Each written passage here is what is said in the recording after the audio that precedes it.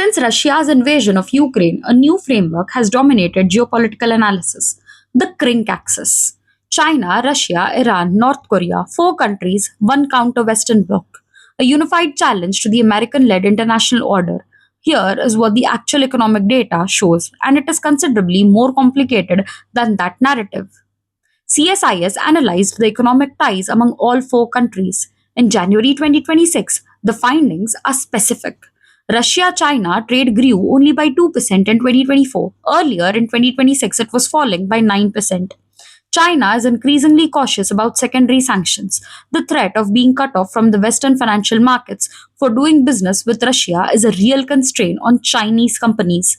Chinese investment in Russia remains modest. The relationship is structurally unequal in a way that matters. Russia sends approximately 30% of its exports to China. Russia accounts for only 6% of China's imports. As CSIS puts it precisely, while Russia is just a partner for China, China is the partner for Russia. Iran and North Korea's contribution to the broader alignment are described as marginal. Iran sells oil to China at discounted prices, a relationship beneficial to both, but not formal alliance. North Korea depends on China for almost everything: food, finance, energy, which makes it dependent, not an equal partner. The CRINK framework is not wrong. Military and strategic cooperation is real. Russia and North Korea have a mutual defense pact. Russia and Iran signed a 20-year strategic partnership. China provides the economic oxygen that keeps Russia and Iran functional under sanctions.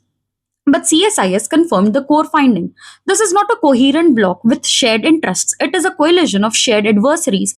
Four countries brought together, not by what they want, which diverges significantly, but by what they all are against. That distinction matters enormously. Every alliance in history is built on shared enemies rather than shared interests, and has eventually fractured on that same logic.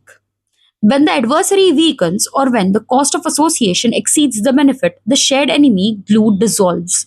China is already calculating the cost carefully, quietly, and with more caution than the block narrative suggests. The question worth asking is not whether CRINK is real. It is which country in this alignment is the first to decide the association costs more than what it delivers.